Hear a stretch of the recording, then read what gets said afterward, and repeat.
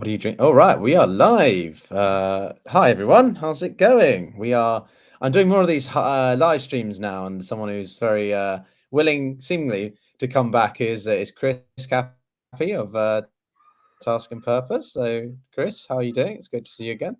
Good, great to see you as well. Just seeing if I could stream this over to our audience as well. Okay. Oh, great. Okay, cool. Well, hi, Chris's audience as well. Yeah, so we kind of have a bit of a broad theme. Tomorrow we've got a live stream coming out with another friend of the channel, James Kerr-Lindsay, but that's more of a diplomatic discussion about the UN and sort of what's been happening. But as a place to start, really, I mean, as we live stream this, Chris, we've got Benjamin Netanyahu, giving his address to the General Assembly. And obviously, this is all in the context of what I thought we were going to mainly talk about, although who knows where the conversation goes in the next, 30, 40 minutes, is the Israeli Hezbollah situation. It's insane what we're seeing at the moment. I've never seen tension like it. What's your, I'd love your immediate reactions on that. There's an argument to be made that right now Israel's working on basically the shaping operations to set the conditions for a ground invasion. And we talked about this last time a little bit. I think it got cut off, but the way I look at what's happening in Israel right now is I compare it. Just the best way to understand what's happening, I think, is to compare it to what happened in 2006. So in 2006, when Israel last time they went and did a ground assault into Lebanon, what we saw was they committed about 15,000 ground troops. And so this time around, what I would expect to see as a precondition would be Israeli IDF forces, tanks massing on the border with Lebanon. And currently that is what we're seeing. There's news now that more and more ground forces are massing. And so that, to me, it's an indicator. It's not a guarantee, but it's an indicator that it's moving in the direction of probably the first ground assault into Lebanon since 2006. From the Israeli point of view, they did this whole, commission afterwards where they researched what happened in the 2006 Lebanon war. And they determined, the Israeli, from their perspective, they determined that it was not very successful, that it didn't go the way they wanted it to go. They believe that they relied too much on air power instead of ground assaults. So they did small battalion company-sized raids into Lebanon, but they never really committed 100,000 troops that they would have needed to push Hezbollah back to I think it's called the Latini River. I might have pronounced that wrong, but there's a river in Lebanon, Latani River. Yeah, the Latani River, I believe, is the one where the IDF wants basically to create a buffer zone and to push Hezbollah forces back to that river. Now, something that's interesting is there's actually a peacekeeping force made up largely of Americans that are in that area right now, and their whole job is supposed to be to prevent war and to stop that from happening. But they haven't been successful. They haven't been successful in keeping Hezbollah out of there, which was part of the agreement to end the war in 2006, was that Hezbollah would not be located in that buffer zone there. That was the agreement to end that war, but that has not been kept since then.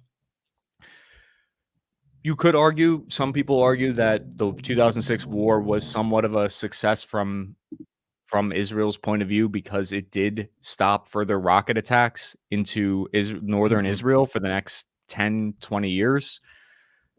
But on a tactical level, they didn't achieve a lot of the goals they wanted to. So that, I think, is what we're seeing now would be round two, sort of that kind of still unresolved conflict on the northern border. And the terrain in northern Israel and southern Lebanon, there where the fighting would happen, that terrain is very different than what they would be facing in Gaza, for instance. Now, urban combat is very difficult and dangerous, but this offers a different kind of danger because we're looking at very hilly, high elevations, rocky terrain There's a lot of brush. There's a lot of places basically for Hezbollah to launch different ambushes. Yeah. And we saw that in 2006, and we expect that to only be worse going forward in this if there's a second ground assault. So that's why Israel's taking Mhm. some of these steps up beforehand, like the attack with the beepers to take out some of their leadership, Mhm. like these airstrikes to further degrade their command and control abilities, because Israel knows that they're going to be basically walking into a hornet's nest here, and that Hezbollah is more prepared.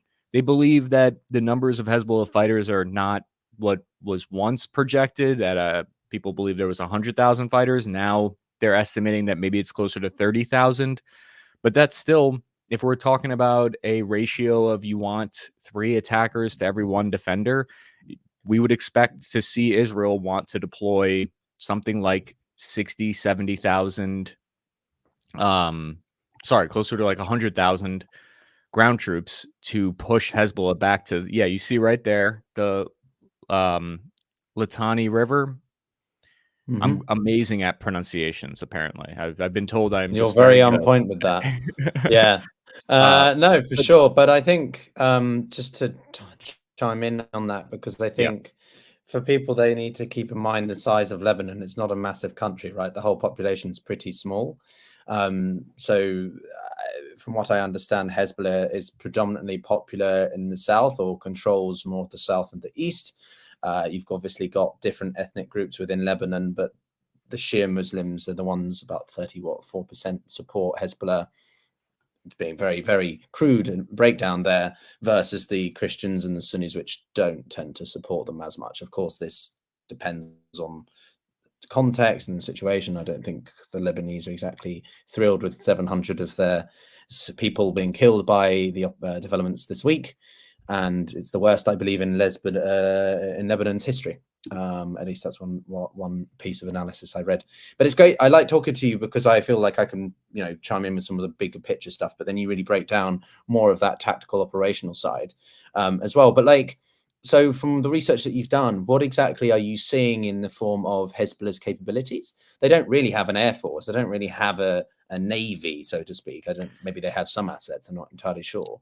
something that a lot of people don't it's that I find fascinating, that a lot of people don't know about in Lebanon, is that they kind of have 2 armies. So Lebanon, the government, has an army themselves, and that army is very much supported by the United States. They're equipped with M4s, they're equipped with M113s. They were, up until like 10 years ago, they were not really a serious fighting force, but over the last decade or so, they have become more well equipped and well trained, and they've basically sharpened their teeth in fighting various extremist groups that were threatening them from Syria. So the Lebanese army itself is separate from the Hezbollah fighting force, but there's still a belief that the Hezbollah fighting force is stronger than the Lebanese army itself. So it would be like if there was a separate sorry, is my audio messed up, or is it all right? No, you're perfectly Oh, it's fine. good. Okay, I I thought there mean, was a hum. anyone, if there's no, that's perfectly Sorry. fine. So There is the some. so I'm the using Hezbollah fighting headphones force. this time around because there's construction. Got it. Got it. Yeah, I'm using So headphones, but so yeah, sorry, the Hezbollah fighting force is considered to be more strong than the actual army. It'd be like if there was some militia force in the United States that was more powerful than the U.S. Army. So, and then there's also the peacekeeping troops in there. So, Hezbollah itself has gotten a lot stronger because what they've done over the last 10 years is they have also gone into Syria and they've learned how to do mechanized assaults. They've commanded some tank units in Syria. There's Hezbollah itself, I would say, is a lot more strong than it was in 2006. 30,000 fighters armed with AKs, armed with anti-tank guided missiles.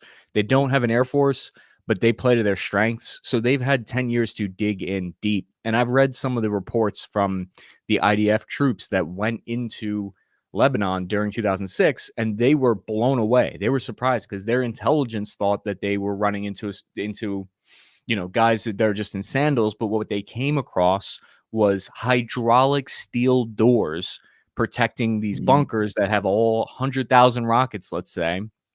And so how did they do this? All the money's coming from Iran and getting shipped through Syria from Iran. So they're getting all of these weapons, supplies, and training from Iran. And so there's one big thing to consider here, I think. Part of the reason why Hezbollah is holding off on launching an attack on Israel or striking more than they already are is because those 100,000 rockets that Hezbollah has in southern Lebanon pointed at Israel, that's kind of like a deterrent against Israel. We believe has nuclear weapons. So Iran uses the rockets that Hezbollah has as a kind of leverage against Israel because Iran doesn't have nuclear weapons, but they could tell Hezbollah to fire off those rockets and to launch a ground assault into Israel. So part of what we're seeing is people have leveraging their bets, trying to not overextend themselves. And if they fire off all these rockets, then they no longer have that deterrent. Right. Okay. So, yeah, well, if we think about this in the context of when the Israelis were instigating their operations into Gaza, I mean, there was quite a lot of, should we call them initial raids or sort of trying to gauge the situation. But the circumstances within Hezbollah is way different. I, for one, am not surprised. Well, we were all surprised by the pager sabotages. I mean, I don't think anyone has ever seen an operation like that before. I think we touched upon that last week, right? It's insane. But all of this points to, as you said, they are laying the groundwork for a potential ground operation. And the command of the IDF or some very senior staff within the IDF, I can't remember exactly who said it, is, prepare troops, guys, for a potential land assault. So we've got all these things paving the way for this. It's more just how far is Israel going to go? I agree with you. The Litani River seems like a natural buffer. But are they then just going to sit in this new area and do sort of what the Golan Heights is? Or are they going to just try to actually go full way and incapacitate or severely cripple Hezbollah to the point like they have tried to do with Hamas? But that has proven also to be quite tricky. So different strategic objectives here. And I want to bring in a question from Jack, actually, because I think it plays in quite nicely. But how would the real Lebanese, in your opinion, Chris, react to an Israeli ground invasion? I don't think they'll join Hezbollah. Lebanon doesn't want Hezbollah, but at the same time, I don't think there is a Lebanese army, really, at least one that's that functional. What's your take? Yeah, the Lebanese army would not engage the IDF because they're fully supported and backed by the United States military. I think they would stay out of it, just like how the UN peacekeepers do everything they can to stay out of it.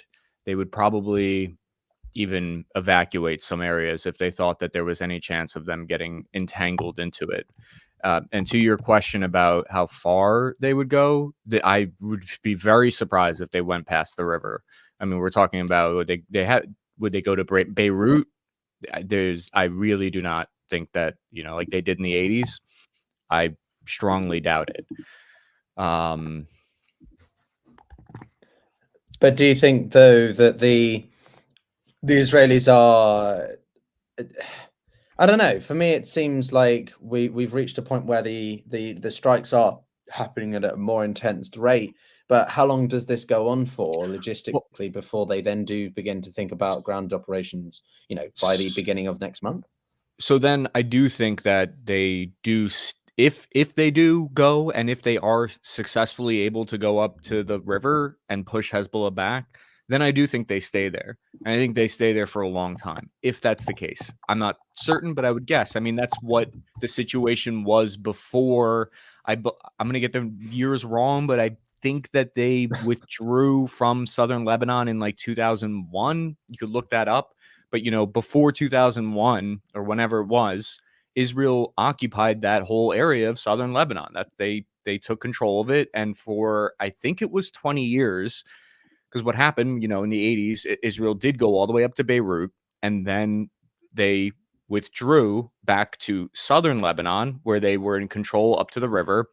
And for years, basically what happened was there were militias attacking Israel, and it's kind of how Hezbollah came to power, gained more strength, was during that time that Israel was occupying southern Lebanon.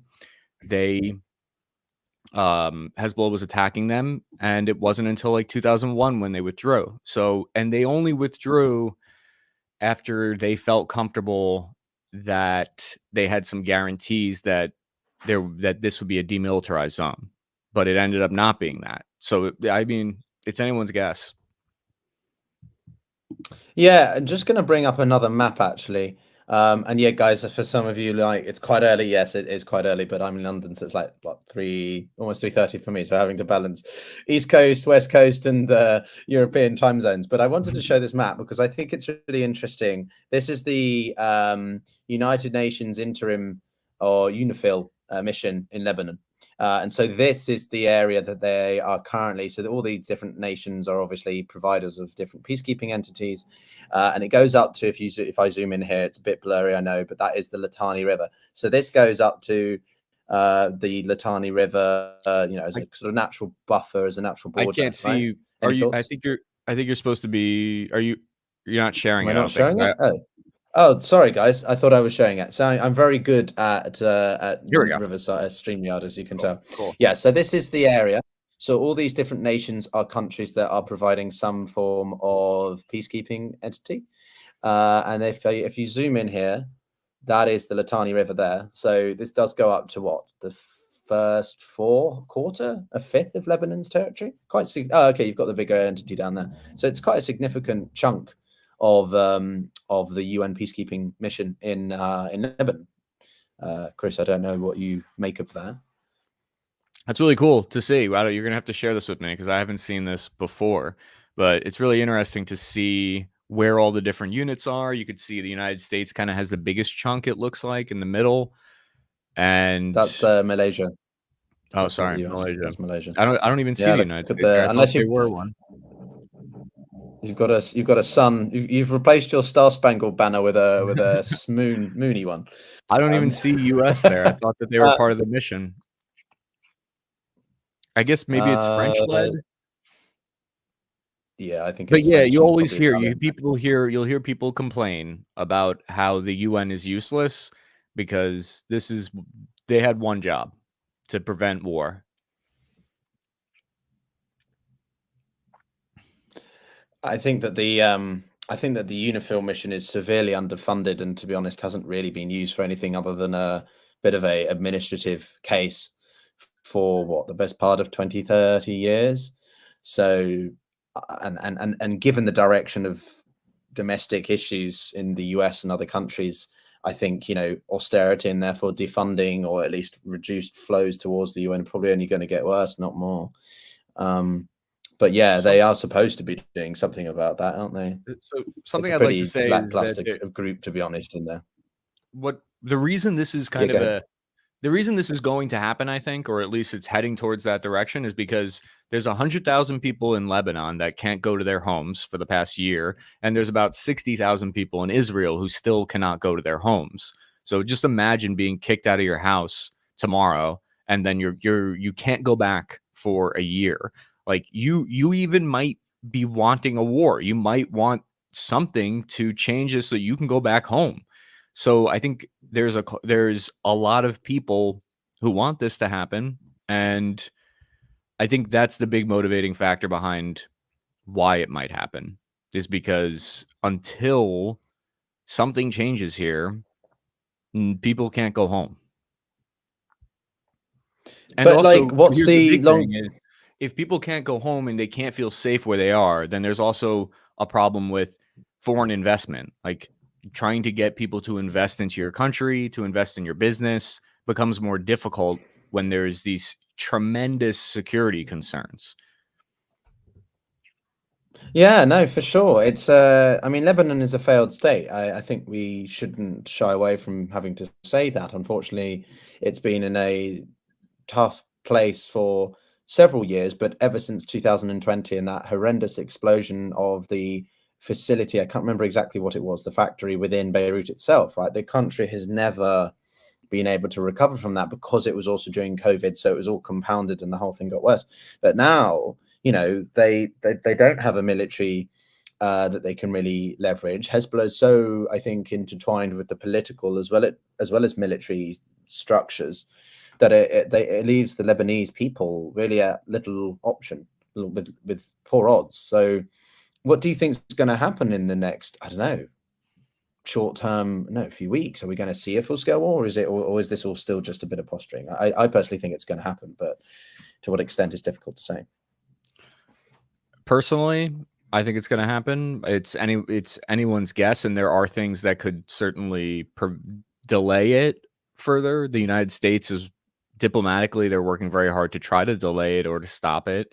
So there are factors that could change what we're seeing right now. But I think the things to look for is just if you're following this closely, I would try to find as much information on troop movements for Israel in terms of what number of troops they have on the border and how much equipment they're moving there. We've heard reports for the past year that they've been moving more and more soldiers there slowly. So once they have all those pieces in place, then because I think that's what they need to do. They're preparing. They basically have been withdrawing more soldiers from Gaza so that they could go and move them to the north with to fight against Hezbollah.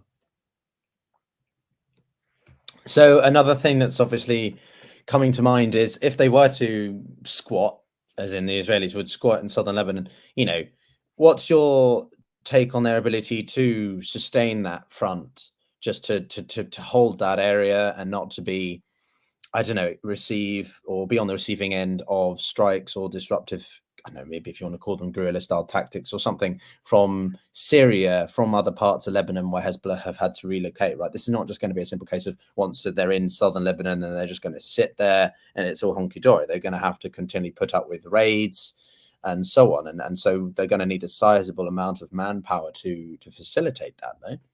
They're going to fight probably an insurgency war. They're going to probably have a coin mission, as it's called, counterinsurgency, for the next probably at least decade until they decide to withdraw again. It would be, if we're looking at history and how things go, they faced numerous bombings. They faced a lot of their soldiers were getting killed during the last time that they occupied southern Lebanon, and it was a big reason why there was a contingent in Israel that was calling for the withdrawal back to the UN border guideline because they were getting killed there. There was attacks.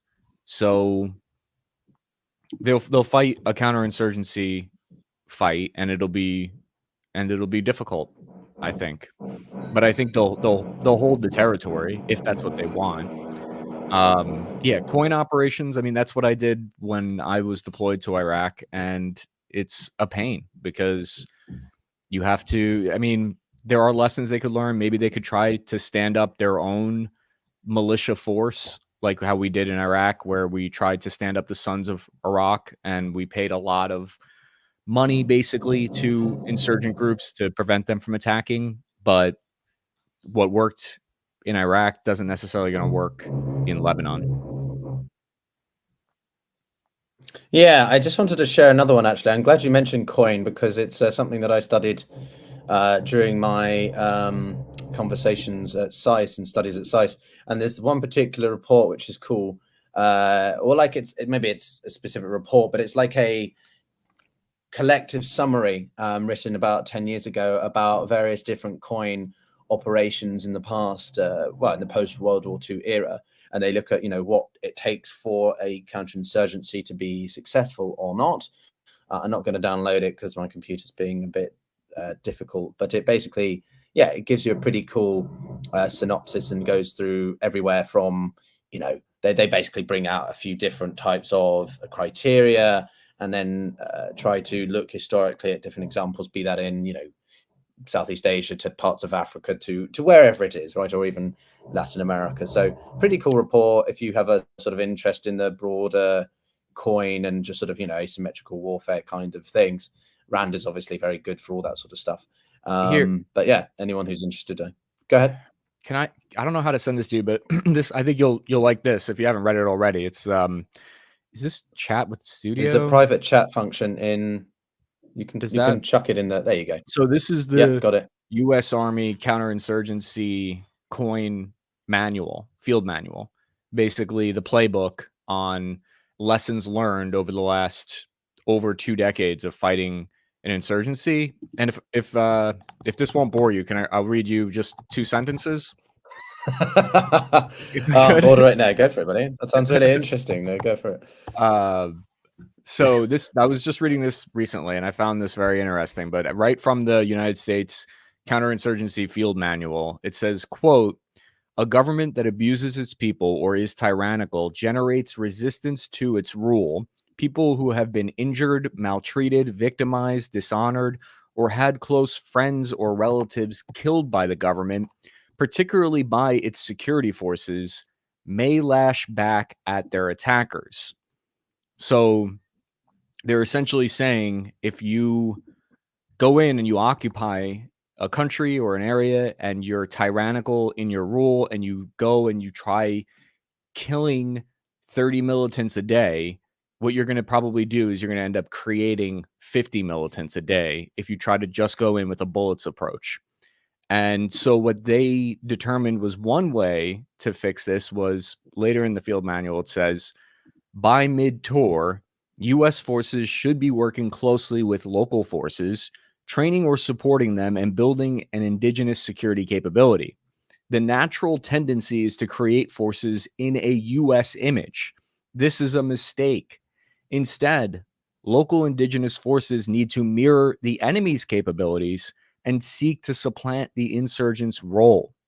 So one of the keys to ending an insurgency, at least from the United States perspective, is to set up a local force that looks like how the insurgents look, counterintuitively. Yeah.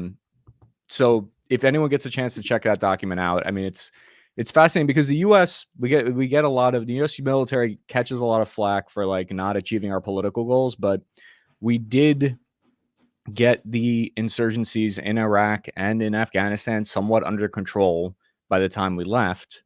Of course, as insurgencies do, they come back after you leave, but I don't know. There's some lessons learned in there, I think. Yeah, one of my professors at SAIS, Johns Hopkins SAIS, when I was studying, was Seth Jones. I think he's the head of the security program now. And he led the course that I took on insurgency and counterinsurgency, which was really interesting. But yeah, he runs the program now at CSIS, which is the Center for Strategic and International Studies, arguably the most prestigious, academic institute of its kind, specifically towards like warfare and that sort of stuff. Yeah, he was the director of he's the director of the International Security Program. Pretty interesting guy. I recommend people, if you're interested, to check out his work. I'll just bring up his profile, actually. I'm trying to get better at this whole sharing thing. But yeah, I remember we did a course on that with him. And he was really interesting to sort of see his perspectives about it. Like, I think this is his Twitter, if it's still loading. But yeah, it was a very good course. And one of the things he also, I learned a lot from was this, is it this one? My navigation of my internet is not very good today.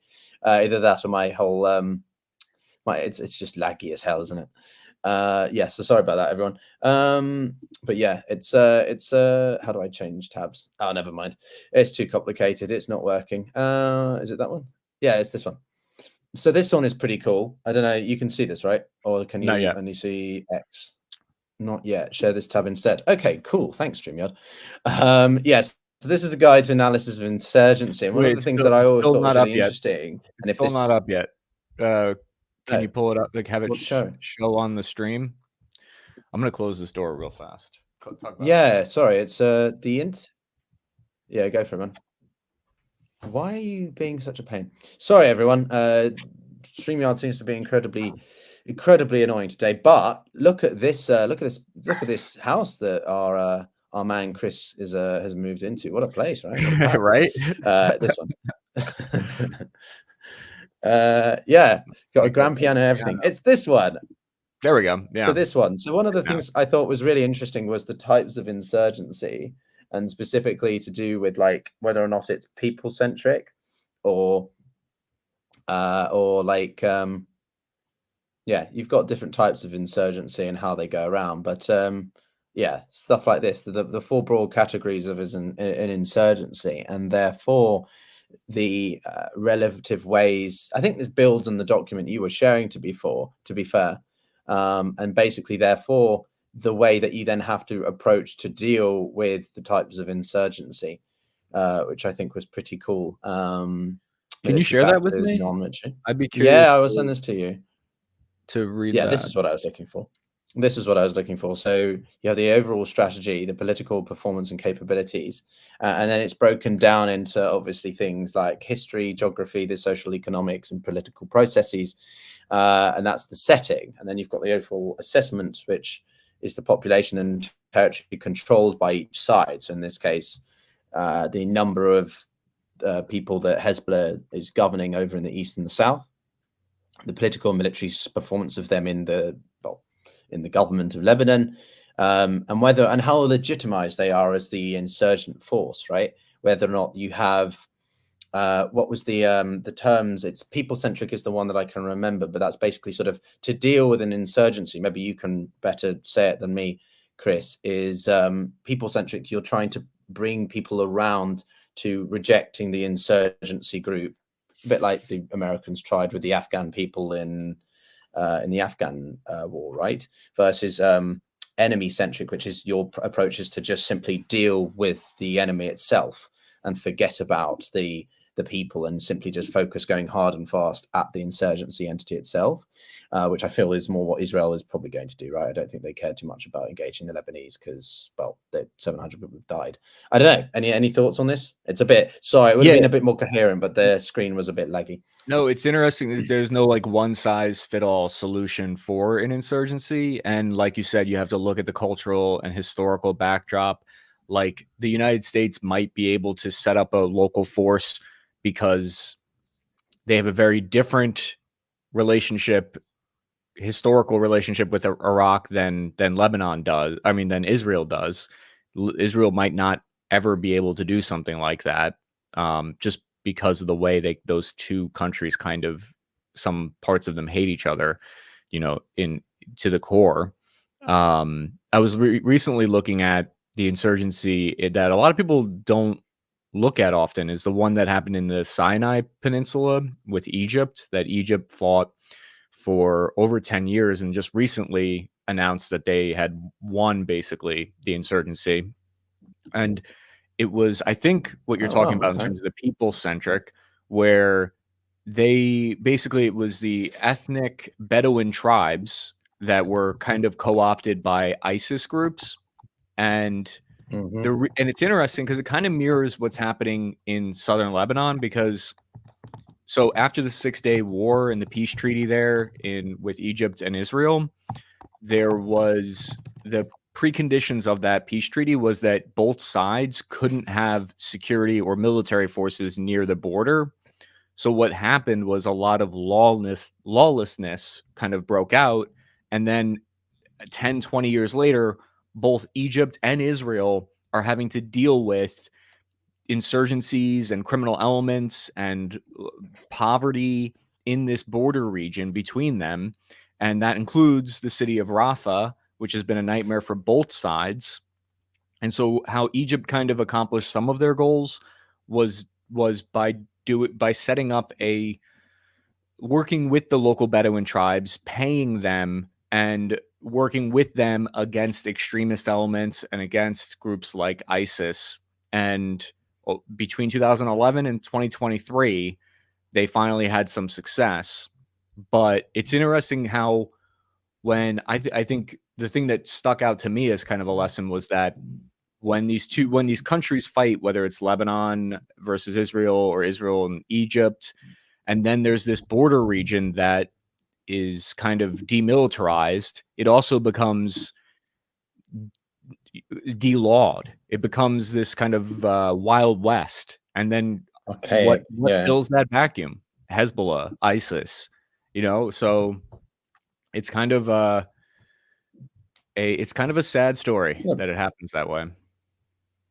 No, it becomes archaic. You get pockets of stability and pockets of anarchy as well. But you made me think of another article, although it's behind a paywall because it's Taylor and Francis, which I'll share though quickly, which is that we're talking about the notion of, so we're talking sort of people who are joined or will be listening later on.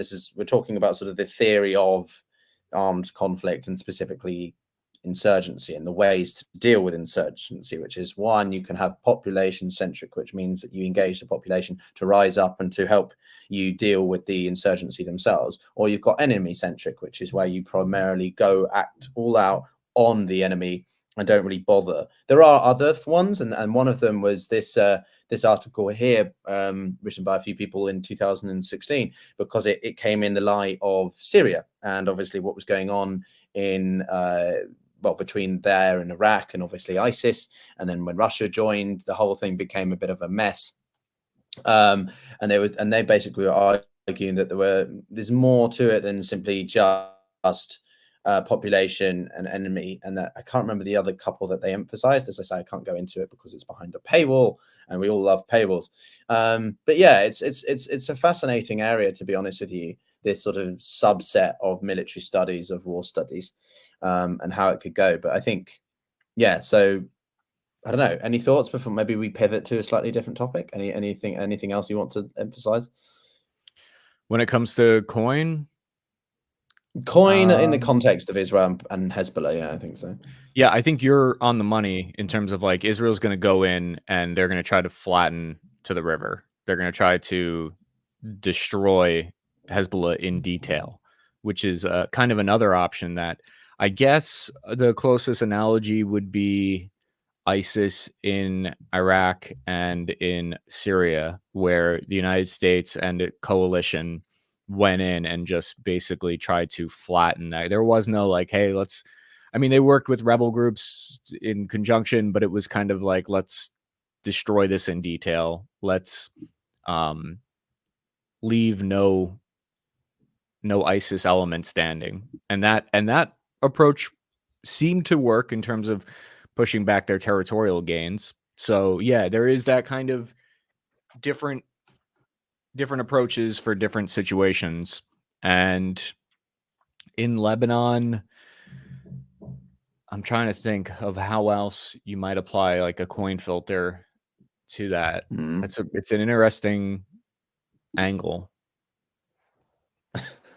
Yeah, I mean, I don't know if I look at it primarily as an insurgency operation necessarily, because Hezbollah is the most established non-state actor. I mean, as we've said before, they're more kitted out than certain members even of NATO. It's insane, to be honest, how many that their troops that they have and missiles the first and so on. phase, They're very lopsided in terms of not having a very diverse. Okay. I was going to say the first phase of the war would look more, I think, like a conventional battle, but then it becomes more of a coin discussion. I think if Israel does occupy, then it becomes more of that kind of fight. And yeah, I've seen some pretty gnarly Hezbollah like their promotional videos, and I gotta say, Hezbollah is leagues ahead of some other adversarial countries when it comes to promotional videos. They've got some just very spicy videos that make it they look like Western SF. Yes, that is that. I like that analogy. But yeah, I see someone asked, John was very impressed, Chris, by your new home. But he's actually found out that he sees the green glow around you, and I don't think the weed is causing the glow. So Chris is just lying to all viewers. He's not really where he is. He's not who he says he is. Dude, I live in my dad's basement. So oh, it's your dad's basement. Oh, okay. I live in my mum's basement most of the time. Well, my mum's attic. Sorry. I prefer to be elevated above. Better air. It's a bit more airy, better ventilation. Okay, so there, yeah, I think, we'll obviously come back together, I guess, in the next few days or something. Well, assuming you want to talk about this further. And I think we're both covering it in our own ways, respectively, on our own channels. But oh, John, your dad lives in your basement as well. Okay, oh, that's good. So yeah, I was just going to share. So the other thing we wanted to talk about was this, which is that I made a video on it yesterday. I think you've got a video coming out in the next few days about this probably Russian next facility week. factory.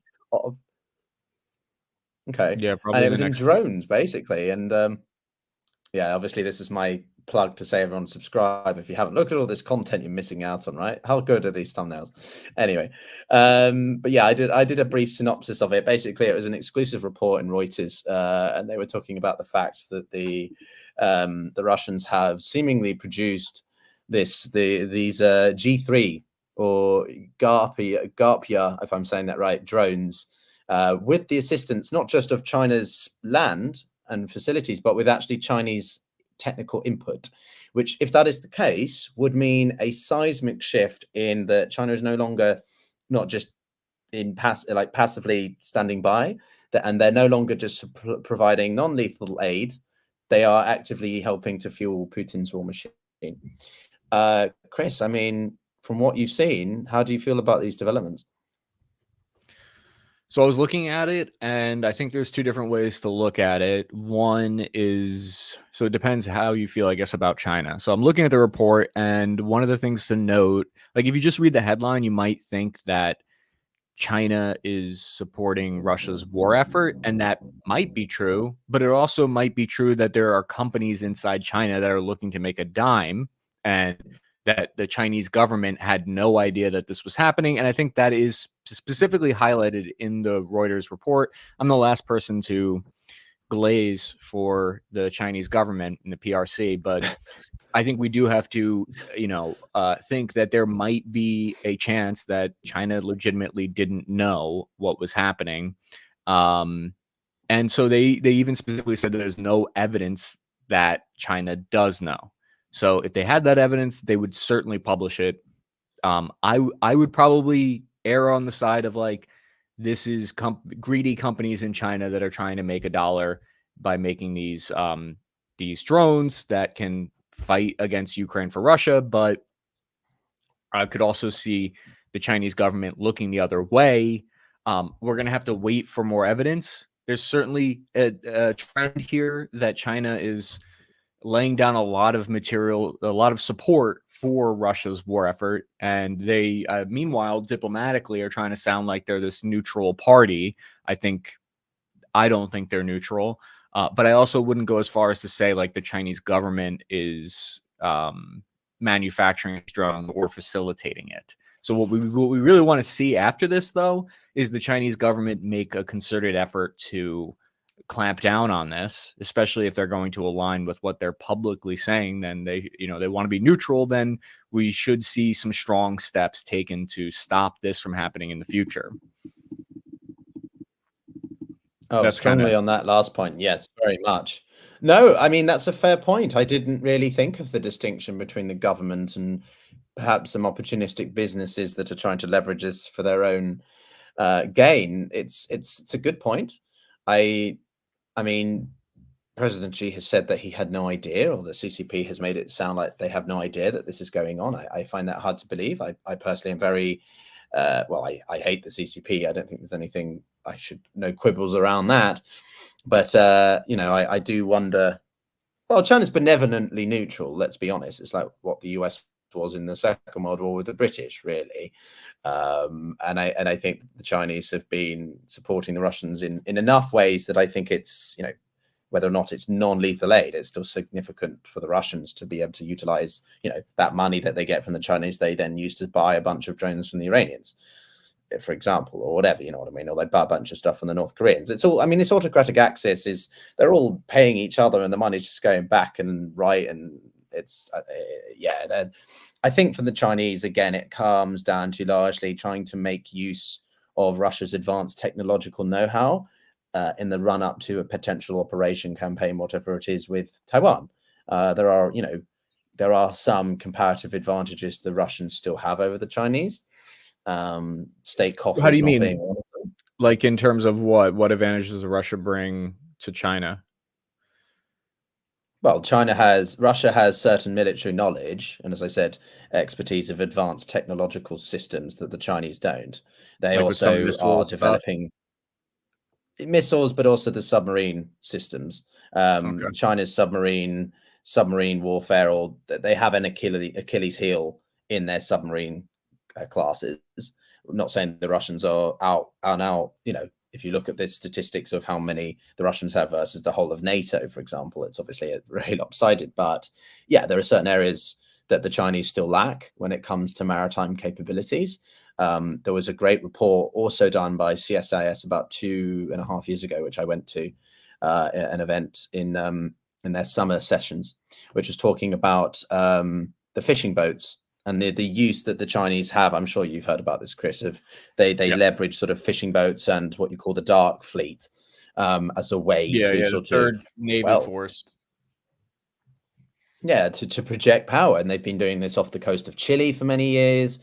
They do it around some of the other South Pacific, islands as well. And it's part of the reason they've gained quite a lot of support with the Solomon Islands. They signed that defense pact last summer. And essentially the defense systems are these sorts of rather odd fishing vessels, but that are quite well kitted out from the analysis that CSIS and others have seen. So the point I'm making is that the Chinese know that they need to, I think, make up for this, and the Russians' knowledge in that area, I think, comes in. But that's from what I understand, looking into this from yesterday. Yep, I see what you're saying. Yeah. But yeah, so you don't think that, I don't know, what's anything else on this point? Is it going to so I mean can totally understand why. sanctions? I can understand and be sympathetic for why you would be skeptical that the Chinese government doesn't know about this, because pretty much every company in the PRC is like majority controlled by the Chinese government, right? So it's easy for us to think, hey, how do they not know? Everything here is kind of government run. But I do think in this case, there's a lot that can go on that a government doesn't know about, especially if one is like corrupt and incompetent. So that's just my read on it, but we'll certainly know more soon. Like if this keeps happening or if it escalates, then that's a good indicator that the Chinese government does know, and worse, they don't care and they're not going to stop it. That's kind of my thoughts on it. Yeah, I mean, I think the worry for the Chinese, and I'm seeing some people who are confused here.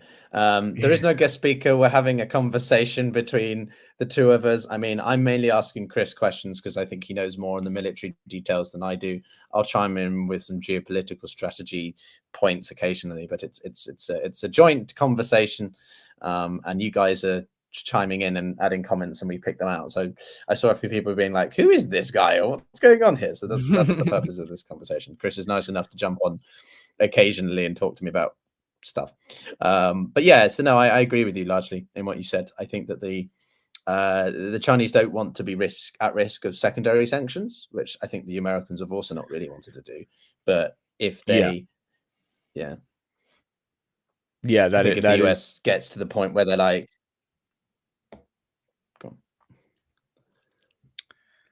that would be bad news. There's a terrible lag on this stream. I don't know why. Sorry. Yeah, that'd be bad news if it went in that direction. If we start seeing the United States sanction China. I don't think they're going to. No, I don't think they're going to do that. I really don't. I just don't think that the Americans have that tenacity to do it. I think that the Americans don't want to risk sanctioning anyone that requires such strategic consideration, like the Chinese, the Indians, right? The Indians are buying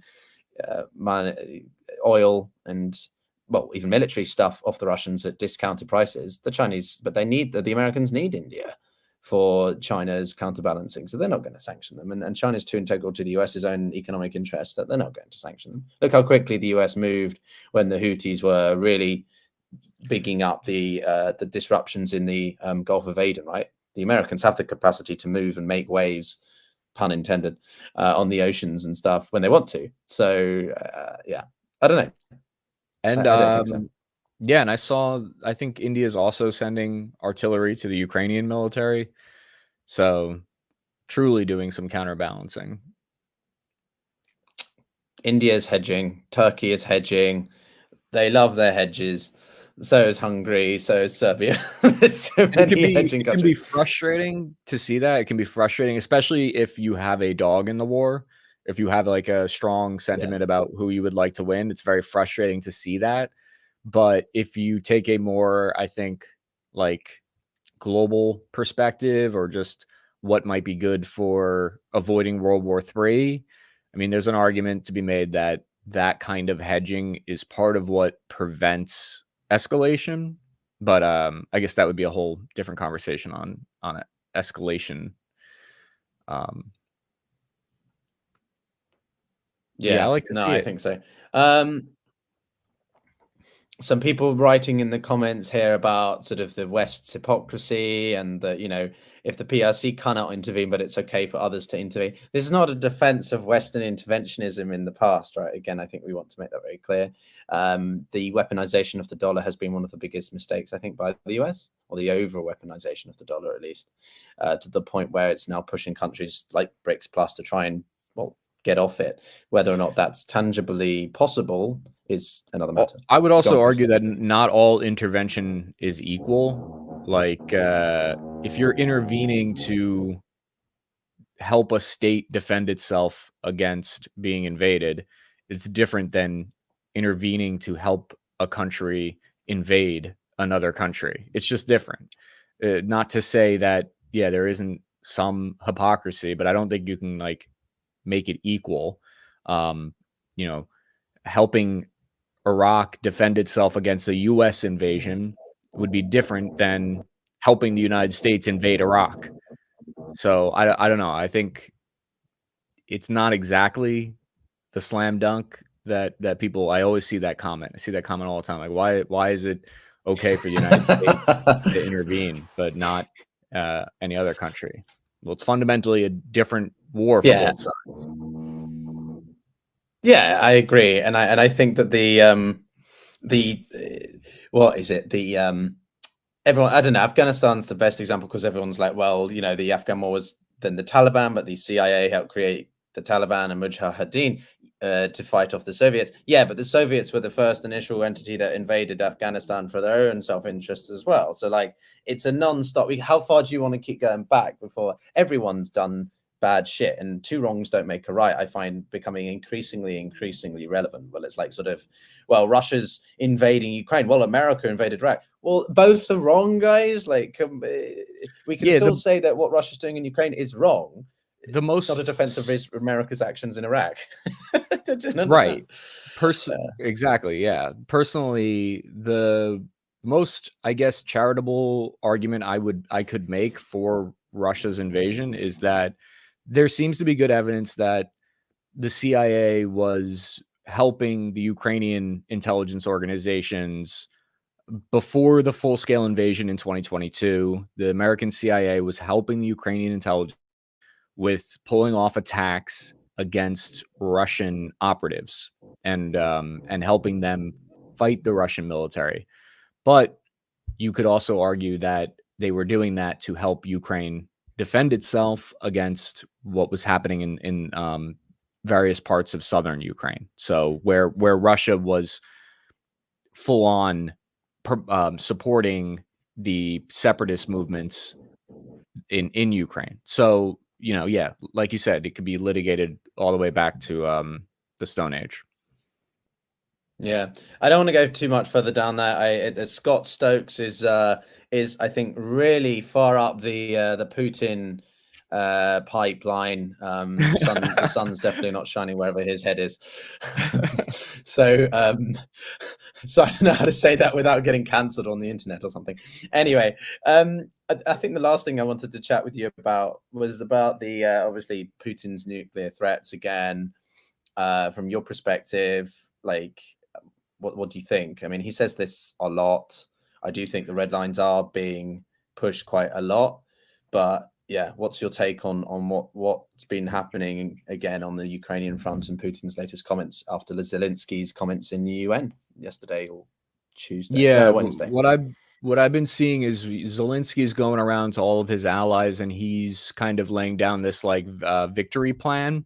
And I think a key part of his victory plan, if I had to guess, is he's asking for permission to use Western long-range weapons inside of Russia. Because I think if he wants, it's becoming a little bit more clear what's happening in Kursk, and it appears like the Russian counteroffensive in Kursk is gaining a lot of ground. They've retaken something like 30-40% of the territory that Ukraine originally gained. So it's down to like 900 kilometers of land in Kursk. And I think Zelensky's victory plan is kind of reliant on holding on to that territory.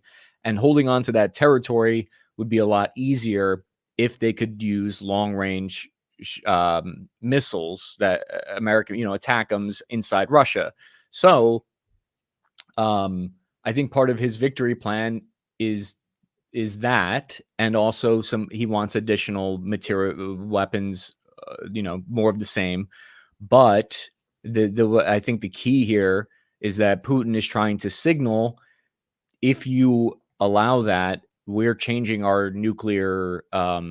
This is what I've read, is that Putin is signaling that they're changing the threshold for when they would use nukes. And I think he's kind of teasing that the threshold would be lowered if we use ATACMS, if we allow the use of ATACMS inside Russian territory, because basically, I think from Putin's point of view, he really needs to retake Kursk, and not only retake Kursk, but create a buffer zone inside of Ukraine to continue going a little bit further in the Sumy region. So,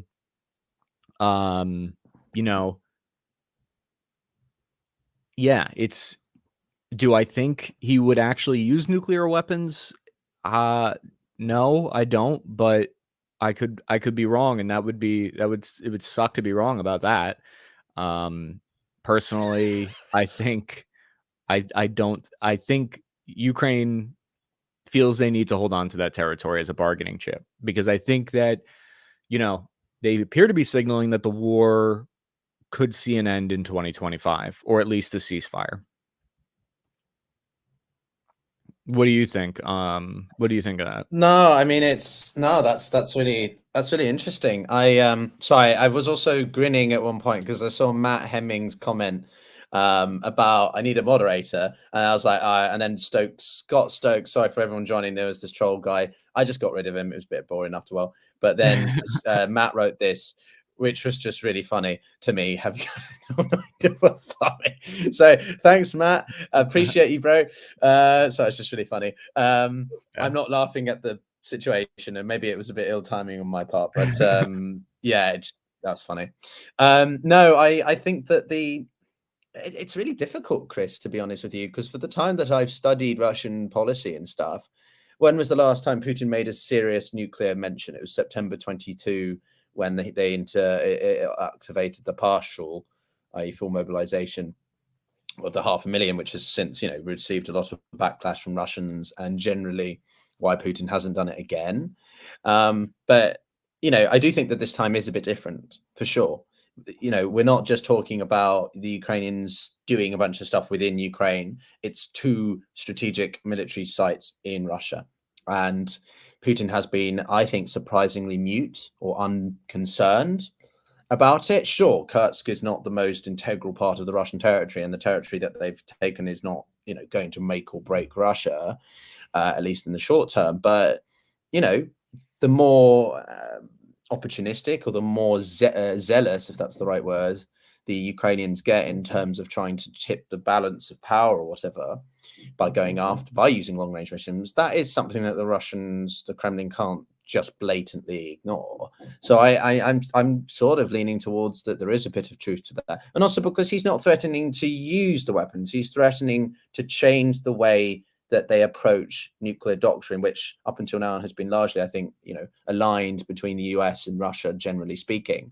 So to make such a significant shift means that he is actually beginning to think about the steps needed to make a launch possible. You don't just go and press a button. The Soviet or Russian approach to nuclear weapons is in some ways more complicated than the Americans, at least from what I understand. So by signaling that he's really thinking about readjusting this format is a sort of a concentrated effort, a very big telegraphing that, like, hey guys, we're not actually going to do it, but we are making it easier to do, i.e. and we're making all those aforementioned steps to get there. So yeah, it's definitely disconcerting. I have my reservations really about what the use of long-range missiles and such within Russia would really do to help Ukraine win outright on the battlefield.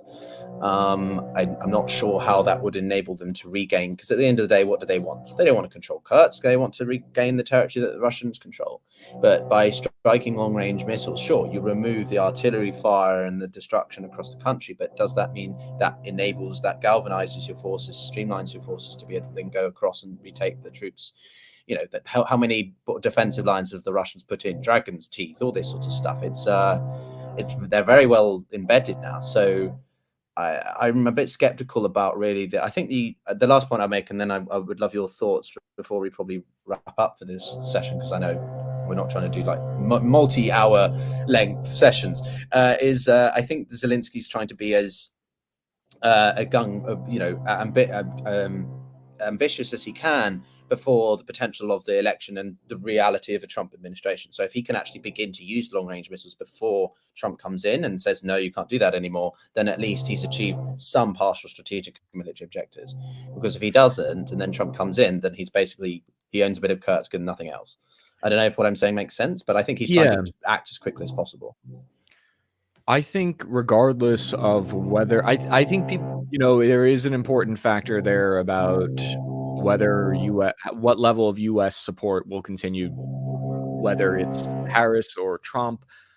I've always said, and I think Zelensky believes this as well, that it's not going to make that big of a difference whether Trump's elected or Harris is elected. He said in an interview with the New Yorker just a day or two ago, he said that Trump says a lot of things for his political audience, for political purposes, like how any politician does, and that if he actually got into office again, I think we wouldn't see a major change. I think there would be a push to end the war, but I think Harris also wants to end the war. It's not as though the Democrats don't want the war over. I think most people want the war over. It's just about how it ends. And ultimately, Zelensky was saying that it's about if he's able to end the war from a position of strength, or if they end the war from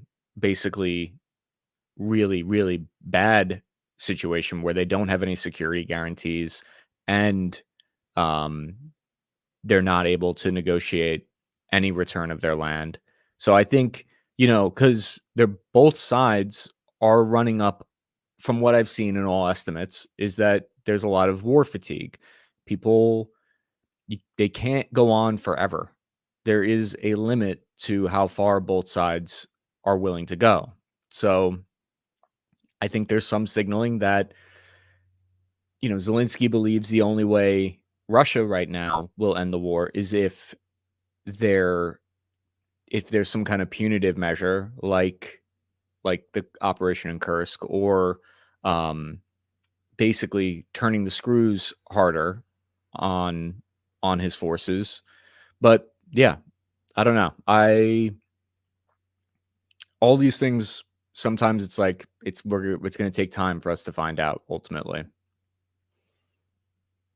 It is. And for those of you wondering why I've got a foghorn, there are some absolute wankers doing some construction around my house. Sorry, I'm very pissed off. And once I get off this stream, I'll be going at the people who are in charge of that construction very hard, because it's been a week and they will not. It's unrelenting.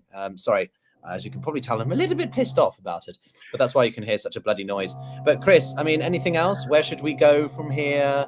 I don't know. Anything else? Do you want to just keep talking so that I don't have to have people listening to us? Sure. I do have to. It's perfect timing anyway, because I do have to go. But I will say, if